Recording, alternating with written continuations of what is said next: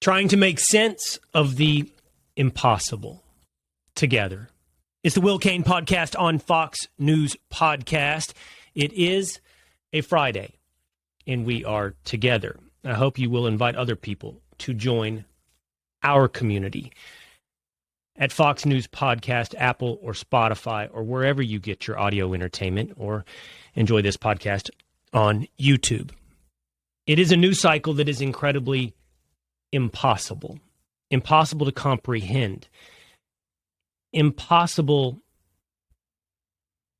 to rationalize, to make sense, to contextualize, impossible to put our arms around, and seemingly impossible to solve. We published a podcast on Wednesday after that podcast was recorded where we talked about how to solve the problem at our southern border. Late Tuesday night, there was a problem 75 miles from our southern border. You, of course, are aware of the massacre in Uvalde. In Uvalde, Texas, a gunman, Salvador Ramos, 18 years old, walked in to an elementary school and killed 19 children and 2 teachers. I can think of no better way to try to accomplish the impossible than for us to simply talk through it together, to sound out my thoughts, my potential solutions, do our best to pinpoint a cause, do away with partisanship and division, and focus on what it is to move forward, to heal as a United States of America. Let's do our best to do just that. Let's start with the timeline. On Wednesday morning, I hosted Fox and Friends, and various law enforcement officials and witnesses and reporters appeared on the program throughout the morning, and it began to occur to me how little we knew. My curiosity took over, and I began to ask questions about the details of the crime. Tell me more about the grandmother. It's reported that Salvador Ramos shot his grandmother before embarking on this rampage. It turns out his grandmother is in critical condition. He had shot his grandmother in the face. It seems to be the moment that sparked this tragedy. Ramos then, within 30 minutes of the actual mass shooting at an elementary school, began to post on social media with hints that he would soon unveil this evil. He reportedly got in his car and then had some kind of minor car accident outside the school. By all reports, and the facts are changing as they come in, there might have been a skirmish with a school resource officer. Reports are mixed on whether or not gunfire was exchanged, but he made his way into the school and barricaded himself into a classroom. It was a classroom reportedly with an adjoining door to a second classroom. He barricaded himself in that classroom, and it appears that most of the lives lost were those of fourth graders in those 2 classrooms, the 2 teachers leading those classes, and 19 roughly 10-year-olds in that classroom with him. Here's the detail I kept asking for on Wednesday morning, that it seems we're starting to get some sketchy outline of that just makes your jaw drop and your heart sink. How long was this an active shooter situation? I inquired. We didn't get very good answers on Wednesday. In fact, they almost seemed evasive, and it's because apparently a long time is the answer. It's no doubt heroic, and I want to have this conversation together with you where we feel and we think and we see and we act honestly. The inherent nature of the job of a first responder is heroic. The instinct to run towards a tragedy, a burning house, a falling building, toward gunfire is heroic. It does not prevent us from asking questions about exactly what took place in this moment.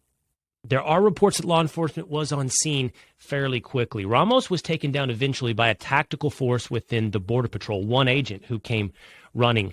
You know, Uvalde is 16,000 people. I come from a town in Texas with 30,000 people. I know that the size of the police force in those towns isn't exactly Barney and Fife. We're not talking about 2 or 3 officers struggling to show up at a scene. You compound that with the existence of a sheriff's department, and it does look like, from footage we've seen, there was a significant law enforcement presence outside the school building. Unfortunately, that presence did not prevent Ramos from apparently going on this rampage in that classroom for estimates between 40 and 60 minutes. There are some reports that could have gone on for up to 90 minutes. Now, look, it's so easy for any of us to Monday morning quarterback, to armchair quarterback a tragedy, and we shouldn't. And we should do our best to understand exactly how difficult this situation is for everyone involved. But I'm having trouble coming up with answers as to why law enforcement couldn't breach that classroom for over an hour. You know, there's tragic videos being published of a significant law enforcement presence holding back parents. Parents had time to make their way to the school. They were gathering outside the elementary. Parents were screaming and wailing. They had heard gunshots, and they were trying to make their way toward the building. There's video of law enforcement holding parents back, arresting them, holding them on the ground. I even saw one report of a taser being deployed. And I understand, look, we don't know what was happening inside that school building. Was there a tactical force doing their best to breach that room? There are reports that there were, and they couldn't get a key, and they couldn't break through. And he was, of course, returning fire, and some officers had been wounded. But imagine being one of those parents. I know I have 2 sons. I know many of you have kids. I would walk into a hail of gunfire if I thought my children were in that room. It's just so impossibly heartbreaking, and it does demand answers. Why? Why did this go on for so long? That's not a question intended to cast aspersions or blame. That's looking for answers and a solution. And that leads us to breaking down best we can what happened and what we can do moving forward.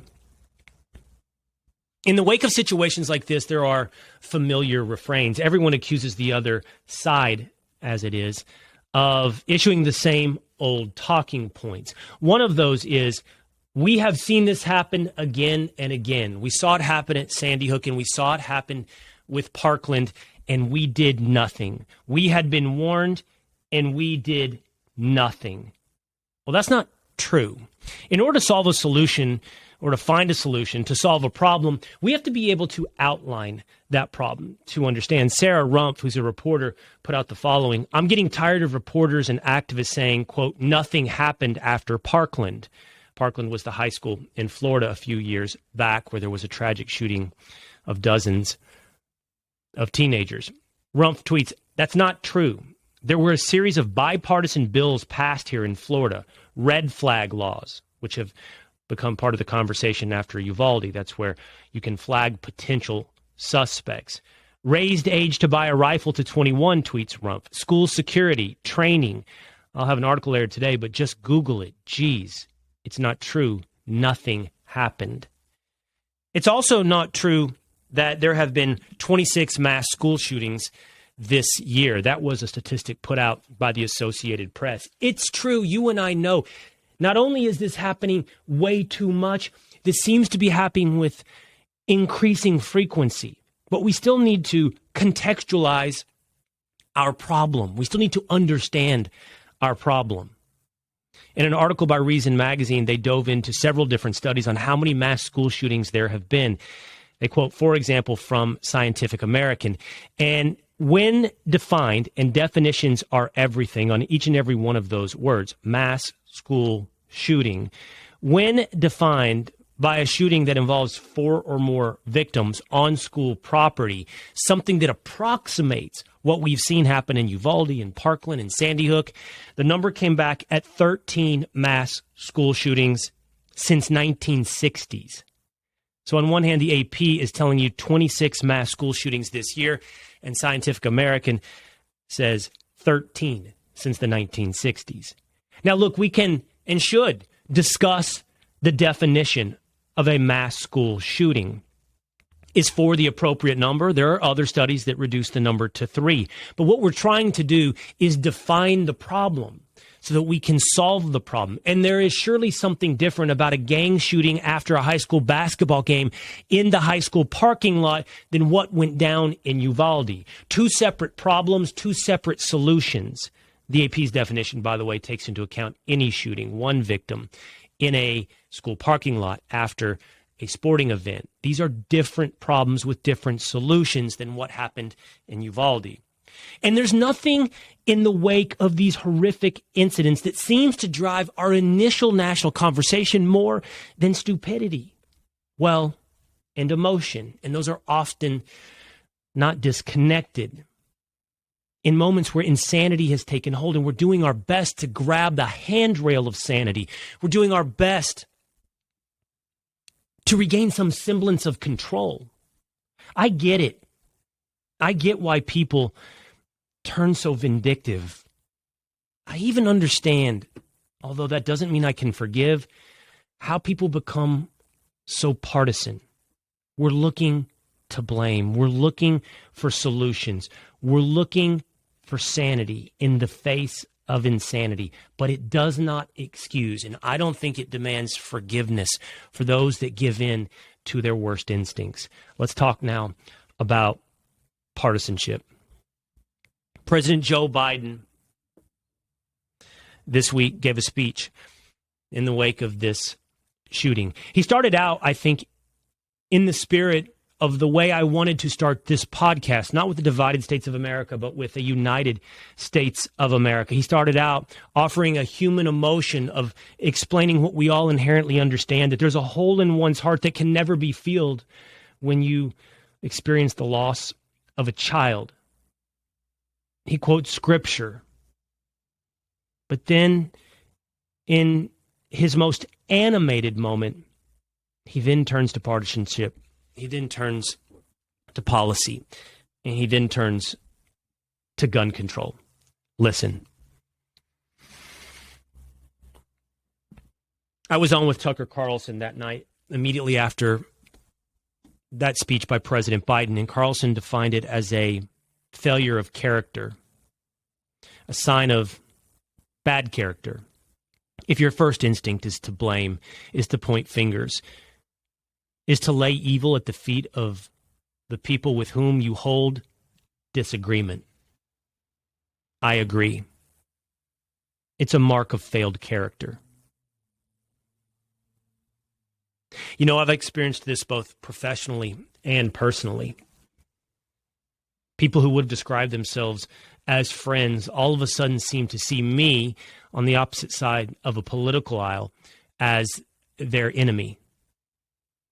They have elevated the idea that their policy goals or their party to which they belong or their ideology is the one that sits at the right hand of God, and those that disagree are in league with the devil or the NRA. They see their opponents as only evil or stupid. And in a moment like this, it excuses all manner of failed character. And make no mistake, whether or not you're on social media or you're on text messages, it reveals a failed character. You know, David Foster Wallace, and we've talked about this together in the past, famous writer, gave a speech once called What is Water?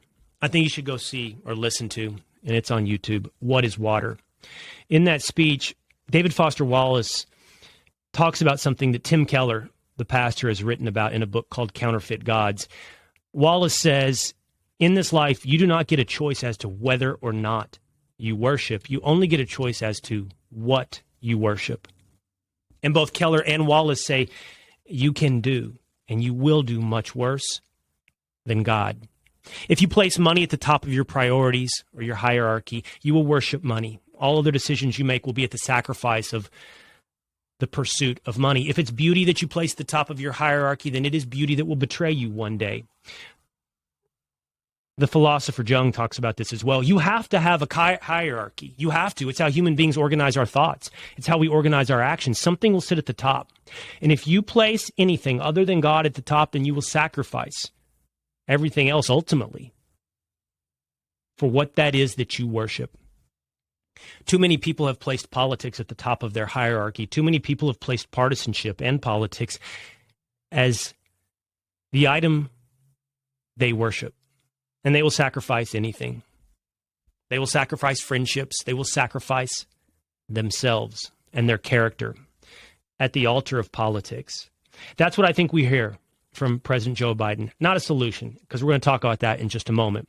His solution for more gun control, his offer for more gun control. He's not in search of a solution. He's in search of partisanship. He's worshiping at the altar of politics. And I think we're plagued by that. I think we're plagued by it in the same way we're plagued by social media or phones or games, the same way we're plagued by consumerism, because they all are in service of self. They're all in service of narcissism. Maybe I'm wrong. Maybe it's not politics. It's at the top of that hierarchy. And maybe it's not politics they're kneeling down before, but it is self. It's the worship of self. My opinion is right, and those that disagree are stupid or evil or bought off by the NRA. And that brings us to guns. For many, this conversation has to turn to guns. Why? Are guns our solution? Are guns the reason that the United States suffers from these mass school shootings? You know, you'll hear a lot, and you do hear a lot from people about common sense gun control. That's a term that's often used. Common sense gun control. It's never defined, if you'll notice. It is never fleshed out. What does that mean, common sense gun control? And I think the answer is this. When you boil it all down, what they're really talking about is something quite juvenile. And it is no solution. And it is self-serving. What they're talking about is banning guns. I mean, work through it with me. First of all, what common sense gun control are they talking about? Well, the first thing many people talk about are background checks. We have background checks. Every gun owner knows that. It's those that don't own guns that think that somehow we have this huge lapse in background checks. But we have background checks. And what more background checks would have stopped Salvador Ramos in Uvalde? I'm curious, what law can you pass? What policy? What background check? What would have stopped Ramos? There are indications he had some disturbing behavior on social media. Maybe people around him should have and could have known that he was headed down the path of evil. But I'm curious, how is that supposed to inform a gun shop owner or even law enforcement? We're not in the business of pre-crime in the United States of America. We're not in the business of thought crime. We simply can't, both feasibly, logistically, constitutionally, or even morally. We're not in the business of pre-crime. You can't look at someone's social media post, neither logistically nor morally. You can't look at someone's social media post and say, wow, look at you. It's time we start repealing your rights. It doesn't work that way. And by the way, it's happening everywhere. There's people posting craziness all the time. They're on my feed as we speak. They're on your feed, perhaps. They're everywhere. When do we know? When is enough? It's not easy, by the way, to have somebody declared mentally incompetent. It's not easy at all. And that was a push, largely from the left, by the way, in the 1970s and 80s, when it comes to mental health, of making it hard to have people, for example, committed as a danger to themselves or other people. It's always easy on Monday morning to quarterback this game to see how somebody was showing signs, but it's not so easy in the moment. Think about your own life. Do you have any people you're absolutely certain, you're 100% certain? Do you have any people in your life that you wouldn't turn in for pre-crime? Apparently, Ramos posted stuff 30 minutes before he went on this rampage. That's not enough time for anybody to figure it out. I've seen others say, okay, what about raising the age of when you can buy a quote-unquote assault weapon to 18? How has he just turned 18 and he bought these guns within a week or two of turning 18? Well, let me ask you this. Again, everything's so certain in the wake of a tragedy. What is the age of adulthood? When do you allow people to convert and to participate and avail themselves of the rights of adulthood? Because I don't see a consistent answer. 21 to drink alcohol. 25 for car insurance. You're on your parents' car insurance until 25. 18 to serve in the military. There's a push to go to 16 for voting rights. Hell, 7 for puberty blockers. So is 18 not old enough to own a rifle? What is? 21? 25? We seem to be inconsistent on what it is and what it means to be an adult. Shift that number. Do we solve the problem? You keep pushing, by the way, and of course there's a focus on an assault rifle, an assault weapon, and people don't know what that even means. They just know it looks scary. We've had this debate endlessly. A cycle. An assault weapon is a semi-automatic rifle. That means you pull the trigger and a bullet comes out of the barrel. It's not a machine gun. You don't hold the trigger down and bullets fire continuously. It's not the way it works. In that way, it's a semi-automatic rifle in the same way you have semi-automatic pistols. Pull the trigger and the gun shoots, as opposed to pulling back the hammer or pumping the action on a shotgun or a rifle or a lever action rifle. We have semi-automatic weapons, be they handguns or rifles. It's not functionally different, and so why is it the focus of change? We had an assault rifle ban, by the way, in the early 2000s. It did nothing to reduce the number of mass shootings. It's a widely, statistically accepted failure in accomplishing its goals. And for that matter, if this shooting did go on for 40, 60, or 90 minutes, it doesn't matter what weapon he took in there. He could have done whatever damage he wanted. He could have gone in with a knife and done that damage. Maybe he doesn't hold off the police. He could have gone in with a handgun and done that damage, and yes, held off police. How does focusing on this particular weapon significantly change the outcome of these events? You keep going around, whether or not it's background checks or raising the age to 18 or focusing directly on assault weapons, and none of it solves the problem. And then you get to, well, the United States is the only place in which this happens. And by the way, it's not a statement without some legitimacy. We should focus. We're not always right on everything, and those that disagree with us are not always wrong on everything. And I will say to them, you're right. This does seem to be, not an exclusively, but particularly acute problem in the United States of America. So what do you propose? To do what they've done in Europe or in Australia? And that takes us back to what I think you're really saying when you get to common sense gun control. You're talking about banning guns. You're talking about the ultimate juvenile solution. By the way, for one moment, I'll come back in one moment as to why it's juvenile. But here's some honesty. In the United States of America, we're never banning guns. It is part of our culture. It is true. And it has its negatives, no doubt. We're seeing some of those. Access to guns has negatives. It does make a society that is more susceptible to violence or danger. But we're not. We've made this trade-off when we founded this nation because we understood also that it provides positives. It's not about hunting or fishing. It's about insulation. It's about insulation from tyranny. It was just a few weeks ago that we saw that play out, a few months ago, in Ukraine, when invaded by Russia in an act of tyranny. What was one of the first things that was done? There was an appeal for weaponry across the world and handing out rifles to the citizens of Ukraine. Why? Because an armed citizenry is a difficult citizenry to reign over with authoritarianship and tyranny. We inherently understood that in our founding. We understand it in our spirit today. And that's the honest pros and cons of having a society and a culture that encourages gun ownership. So the idea of banning guns is quite honestly honest if we get there, and it is juvenile. Why? Because it's never going to happen. There's 300 some odd million guns in the United States of America. You're not getting them. There's no buyback program. There's no confiscation program. It's never going to happen. What more? You don't have the democratic will. You don't have the majority. You can watch in one of the most vile acts of partisanship and self-servingedness. This is back to worshiping of oneself and one's politics. Beto O'Rourke, the governor candidate, Democratic candidate for governor of Texas, stormed that press conference for information in the wake of this shooting to confront Governor Greg Abbott, preening like a peacock for his politics and his policies. So vile, so unforgivable, so juvenile.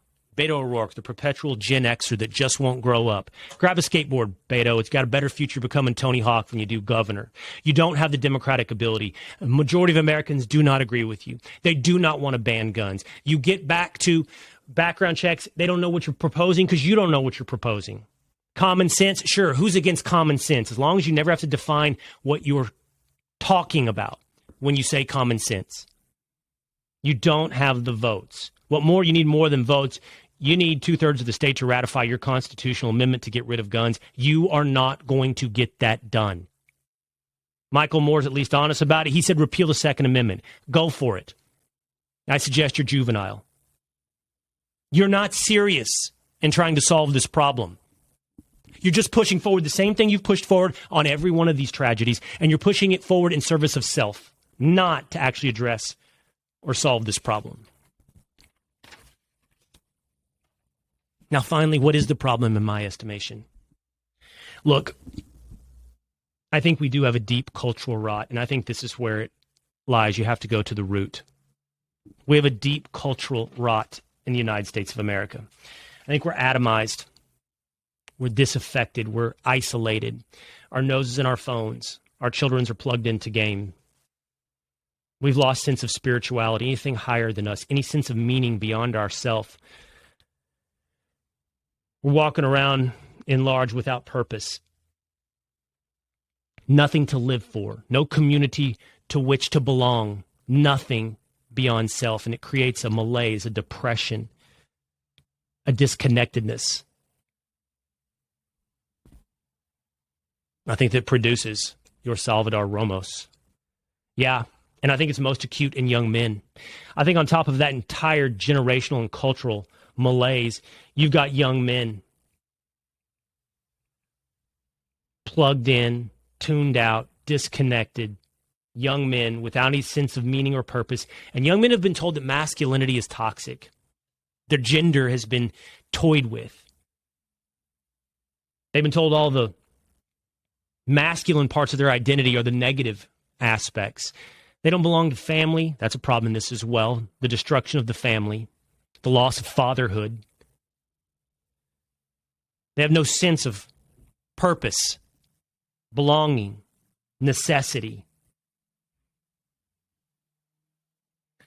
Allie Beth Stuckey put out a, I think, incredible tweet thread where she said the following. By the way, Allie Beth Stuckey is the host of Relatable podcast, and she said the following: "We seem to be horribly failing young men in this country. That's the one commonality in the vast majority of mass shootings. It's not race or ideology. They're young males. We are doing absolutely everything wrong when it comes to promoting healthy masculinity, purpose, and goodness for these boys and men. If we really cared, we'd be doing everything we can to promote fatherhood, hard work, and honor. We'd be getting these boys off the internet and into hobbies and jobs and communities where they can channel their strength. We'd be desperately pushing them towards meaning. Our denial of innate gender differences coupled with the demonizing of masculine strength don't help. There's nothing more dangerous than a man with nothing to do and no one to live for. And there's nothing more beneficial to a community than a man with purpose and love. It is much easier to offer meaningless political talking points than it is to reckon with the societal spiritual rot that's eroded our foundations and connections, and most people don't see it because they are contributors to the moral deficit our country faces. Maybe we should all ask, what are our churches, schools, organizations, neighborhoods doing to address the problem? How are we helping fatherless, purposeless boys? Many are already doing good work. We can all do more. Finally, there truly has to be a moral revolution, a radical recalibration of our values, a great awakening for anything to change. It's impossible without the grace of God and a whole lot of effort on our part. I do think this ultimately is the problem. It's not guns. It's not video games in isolation. It's not our phones and social media in isolation. It's all of it connected together. Acutely in men, but all of us as a society, floating, wanderless, meaningless, wandering, a part of nothing, with no purpose. So what can be done? Now let's get to some tangible things. I do find it compelling that we need to have school resource officers, armed guards in every school. Would that have changed the situation? We're still waiting on the details. Was there a school resource officer? Did he exchange fire in Uvalde? If we can afford the TSA, we can afford to protect our children. If we can afford to send $60 billion to Ukraine, we can afford to protect our children. If we can afford, and we have the political will to shovel billions into the school system for COVID relief, for ventilation, for doing the retrofitting of schools to protect from a disease, then we can put the logistical money and finances into protecting our children. Hell, we haven't even spent all the money that we put in place for COVID. We haven't spent it all. We can put some in place to put school resource officers, armed guards, into protecting our children. We got to figure out how we create, beyond what I've laid out here today, we've got to have law enforcement figure out how we're creating these psychos, these evils, these Adam Lanzas, these Sandy Hooks, these Parklands, these Uvaldes. In the 1970s and 80s, we established the behavioral science unit at the FBI to figure out what it is that is common among serial killers, how we can identify them ahead of time, how we can track them down. Do we have that? I don't know. Do we have that same thing going on right now when it comes to school shooters? We're not getting the realm of pre-crime, but we're getting in the realm of communicating to families. You know, you'll never forget, one of the things that came out of that behavioral science study of serial killers was when you see a kid torturing animals and killing animals, you should be on the lookout. Be careful. He's headed down the wrong path. Are there similar signs? Can we know more about how we lead to Columbines? We need to understand. And it's difficult because many of these guys like Ramos die at the end of these shootings. We need to understand what makes them tick, how they're created. And ultimately, by the way, I think our solutions are small. They're in communities, but they're mostly in homes. I don't know where Ramos's mother and father were. They're virtually not a part of this story. Hopefully his grandmother survives and we can learn more about what happened inside that home. But we have to start with our families, the smallest unit for society building. That's where we have to start in solving this problem. I'll let others focus all their attention on their political enemies, to place blame and hate, even on their friends with whom they disagree. I'll let others focus on guns. I know we've got something much deeper that's a problem here in the United States of America. Much deeper. And this isn't the only way in which it metastasizes. Record drug overdoses, gender bending, identity search, mental health decline, depression on the rise, joblessness. And it's parents. It's not just the children. We failed. We failed. Want to solve it? Go back to the beginning. Faith, family, community. Want to solve it? Go to the root. And then maybe somewhere in there, you know, if we can avoid mocking thoughts and prayers, maybe somewhere in there, we can be a United States of America. All right, that's going to do it for me today here on the Cain Podcast. I thought I would just talk it through with you in a somewhat disorganized fashion, not our normal 3 stories. Just impossible to understand, impossible to make sense of. We need to always remember and try our best to know what we don't know. As the details come in, maybe my opinions change. As the details come in, maybe we understand why law enforcement didn't enter for an hour. As the details come in, maybe we get some sense of what led Salvador Ramos down the path of evil. And we'll talk through it together right here on the Cain Podcast.